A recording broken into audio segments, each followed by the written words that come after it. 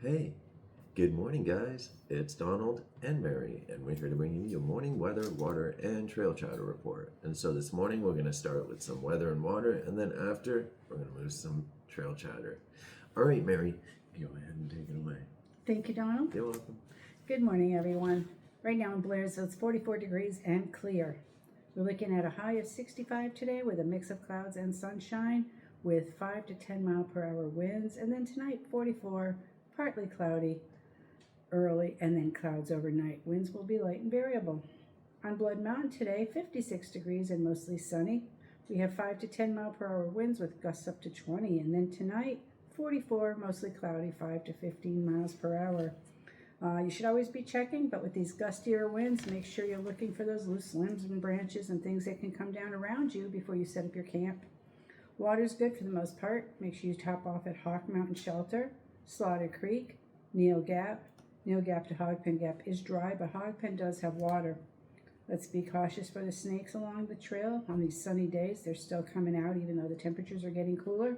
Let's remember the Cow Rock boulders that has the nest of copperheads. Cow Rock is 5 miles north of Neal Gap. Great Smoky Mountain National Park, bear closures. We have Twin Creeks Trail and campsites 18, 19, 55, 56, 57, and 82, and the campsite warning is 71. All of the shelters are open. Today, we're looking at Vogel State Park Fall Festival from 10 a.m. to 8 p.m. We're also looking at Hiawassee with the Appalachian Brew and Music over there at the fairground. They're doing that today from 11 a.m. to 5 p.m. And Mountain Crossing over at Neal Gap, mile 31 from Springer, is having their fall festival today. They'll be having raffles and vendors and music, and I'm sure some food to munch on too. So if you get through there, go check it out. That should probably be happening around, I would say 11 a.m. or so, because they have to set up, of course, to get it ready for everyone, but stop on by anytime you're there. All right, I'm going to turn it over to Donald now, talk about some other stuff that's going on out and about. All right, sweet, thank you. You're welcome. All right, guys, excuse me for one moment. Let me go ahead and get this back, because this is actually an interesting article stemming from the lightning strike that happened where it took out 2 people, man.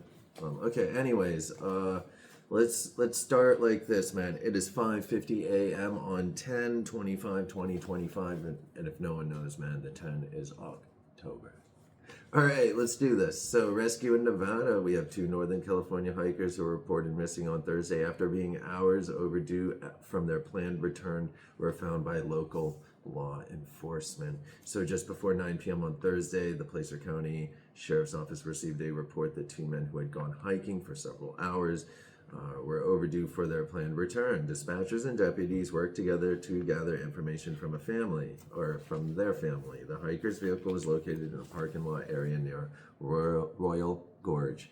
PCSO did an aerial search until midnight but could not find the hikers. At first light, the SAR team was deployed. Thanks to the detailed information provided by the family teams, were able to focus on a specific area. Around 9 p.m. Friday, PCSO found the 2 men near Palisade Lake. They were very cold, but were otherwise in good condition. Sharing their plans and return time with family was crucial in finding the men. So important. That's how I feel about that. 2 thumbs up for SARS and sheriffs and everyone else that was on that rescue. Super awesome. All right, now I want to go ahead and talk about this lightning strike. So we have new details that emerge on Humphreys Peak lightning strike victims rescue. So I guess there was like this bear rescue also, man. So at the same time. So the rescue of 2 lightning, so this is the brief. The rescue of 2 lightning strike victims on Humphreys Peak was completed by search and rescue teams and Arizona Snowball staff as severe weather conditions grounded all aircraft on October 22nd. The lengthy mission involved a litter carryout for the second, more seriously injured victim and occurred simultaneously with a separate rescue of 2 lost teens who had run off trail after encountering a bear. So while the rescue operation took place, a second incident involving 2 lost teens and a bear encounter was unfolding. What we know, October 22nd incident began to unfold around 10:50 a.m. on the 12,600-foot mountain peak. Search and rescue SAR teams immediately deployed the Humphreys to the Humphreys Trailhead at the Arizona Snowball Ski Resort northwest of Flagstaff, CCSO said. Due to severe weather, including lightning, hail, and heavy rain, all aircraft were grounded, so the rescue had to be completed on foot. With the help of Arizona Snowball staff, search and rescue teams set out on a 5-mile rescue mission using UTVs at one point to get to the hikers. At around 2:45 p.m., rescue teams found the first victim who was able to descend the mountain to about 10,650 feet. He reported that the other injured hiker had been unable to continue, had stopped near the saddle between Humphreys and Agassiz Peaks, roughly 0.7 miles further up the trail at 11,800 feet, CCSO said. A second rescue team continued up the mountain to find the second victim. He was found around 3:45 p.m. He wasn't able to hike off the mountain due to his condition and steepness of the descent. A litter carry out was conducted using low-angle ropes techniques, and sections of the trail were requiring additional safety measures, CCSO said. The victims were taken to an incident command post, then transported to Flagstaff Medical Center for treatment and observation. CCSO says the unidentified victims did not know each other. One lives in Flagstaff while the other lives in Canada. Now, during this, a bear encounter nearby was happening. During the response to rescue to these lightning strike victims, first responders got word of a second incident unfolding on the mountain. CCSO received a separate call reporting 2 teenage hikers had become lost off the Agassiz Trail after reportedly encountering a bear and running off the trail. The sheriff's office said a team broke off and went to find the teams. They were found safely, luckily, escorted by a UTV to the incident command post, evaluated by medics, and reunited with their parents. So, Coconino County Sheriff's Office would like to thank Arizona Snowball staff, DPS Air Rescue, Guardian Air Transport, Guardian Medical Transport, and all search and rescue volunteers for their coordinated efforts during the challenging mountain rescue operation, CCSO said. Sweet. All right. Right, dude. So while that's going on, bears are chasing kids off trail, man. And of course, who comes to the rescue? SARS, sheriffs, rescue teams, man. Helicopter helicopter people flying it, man. They got this shit going on. So That's right. Awesome. 2 thumbs up to the SARS team, sheriffs, and rescue people, man, volunteers, etc., etc. Okay. You know what? So, I'm sorry. I want to take a minute to remind everybody. do it. Next weekend, Sunday morning, you're going to wake up with a time change. So don't forget. Oh, yeah. Saturday night, those clocks are spring ahead, fall back. They're going backwards. So we'll be getting dark an hour early. Just keep that in mind. I know most of us have the phones and everything that automatically switch, but let's just remember that. Anybody that's racing to catch a flight, train, anything going on, that you have to be somewhere at a specific time. Let's keep that in mind. Yeah, and it's definitely getting darker out. It's getting darker out early, and it's staying darker later right now. So we're not seeing light until probably 7:30, 7:45ish here, man. That's right. And it can be even. I meant to block that. It could be even worse, actually, depending on where you are in the mountains, man. So. Great. Yeah, so definitely be aware of that. So when you do come out, man, you are prepared for the light to disappear quicker, earlier during the day, man. That way you don't come out at a 4 o'clock height thinking that you're going to still have light at 6:30 p.m. when it's going to be dark at 5:30 or 5:45. Get what I'm saying, man? Also, just come out prepared, kids. if you're hiking and planning to camp overnight and you have a destination, leave yourself some ample time, because we know until the trees lose their leaves, that tree cover, it'll cut out the light earlier. So That's right. even though it's getting dark, let's just say 7 o'clock, it might be getting dark earlier, like 6 p.m. up under the tree cover. So, leave yourself ample time to get set up with camp and do your chores and everything, because it's no fun in the dark. That's right, guys. All right, and so yesterday, man, we had some shuttles. I can't remember exactly what they were, but we I was had, at Deep Gap. I yeah. went to Dix Creek. I went from Byron to Springer. I went from, what was it, Woody Gap to Cooper Gap.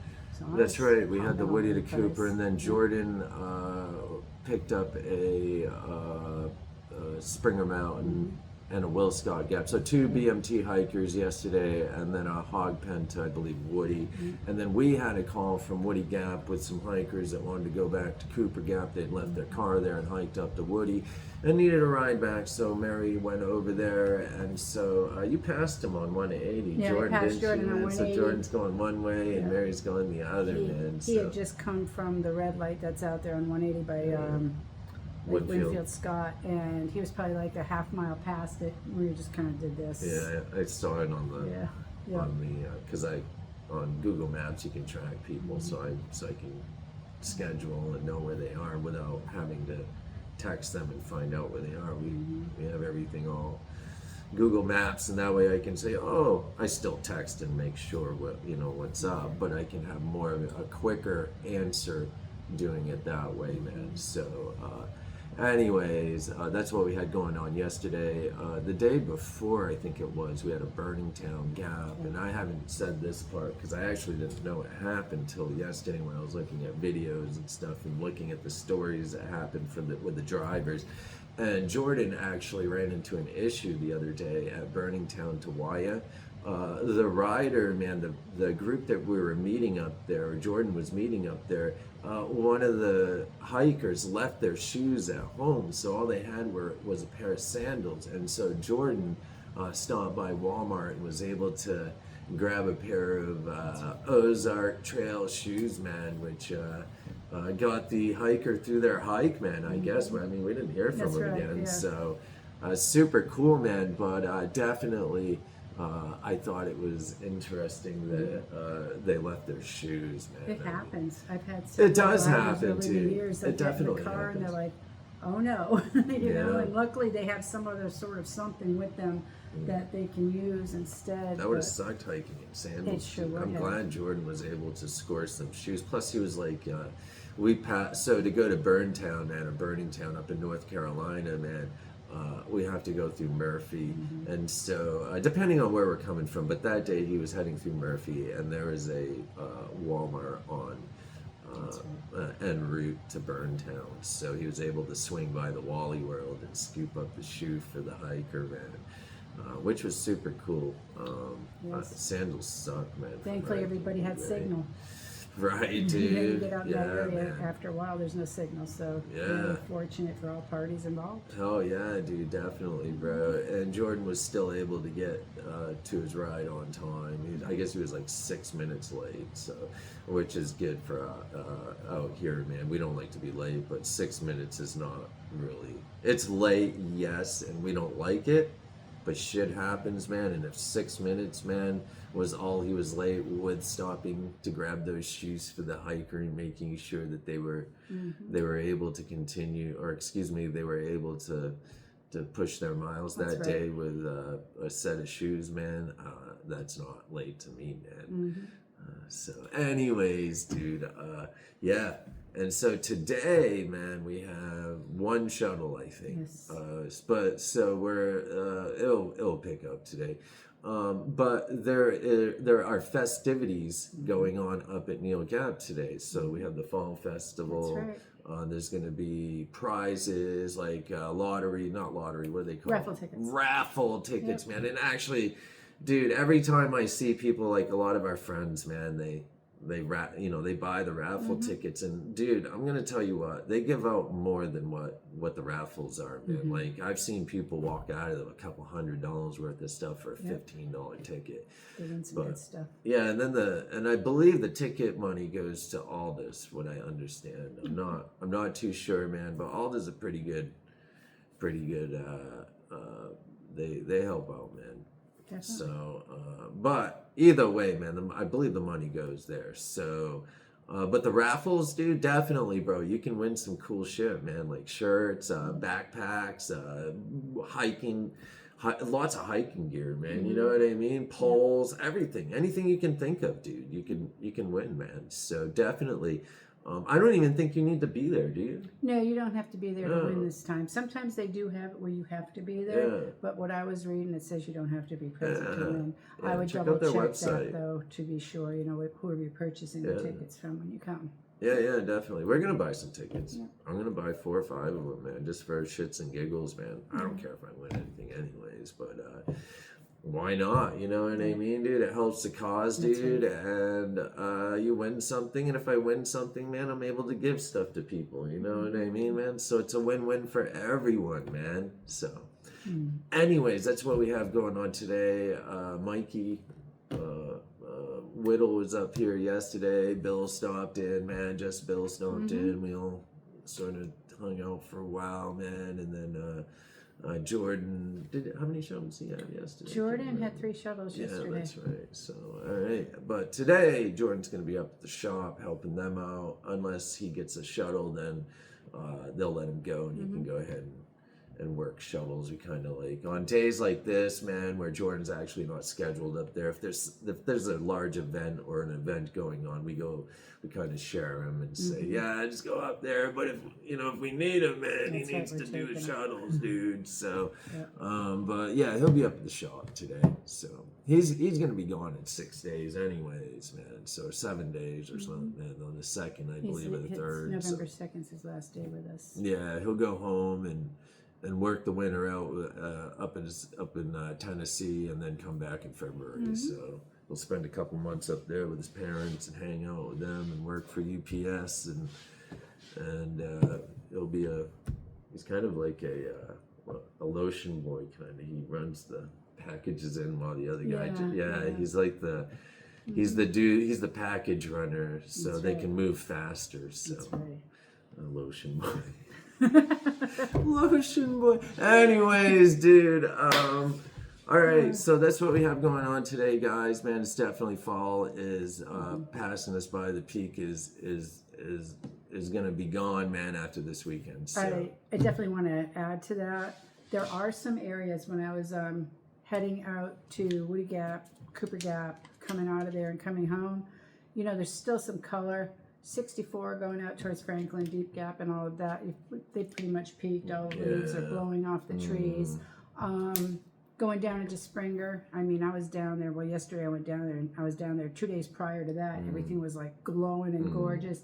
You see, it's on the other side of peak. There's still some really pretty spots. There's still a lot of pretty spots out here, but definitely, if you don't come now, you're gonna miss it. it's over. You know what I mean, man? The show is almost over, guys. So It's been beautiful.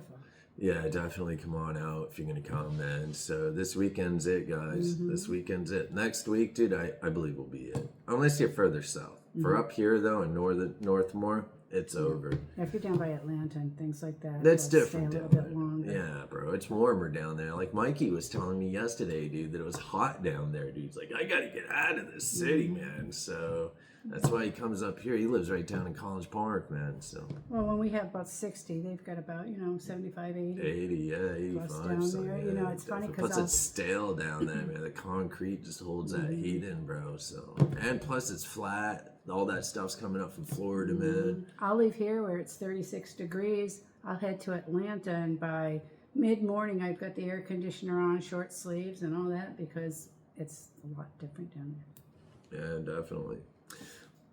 All right, kids. Let's go ahead and end it here. Did you have anything else you'd like to say? No, thank you. All right, kids, man. Let's end it here, man. If anyone needs anything at all, give us a call. We're here for you.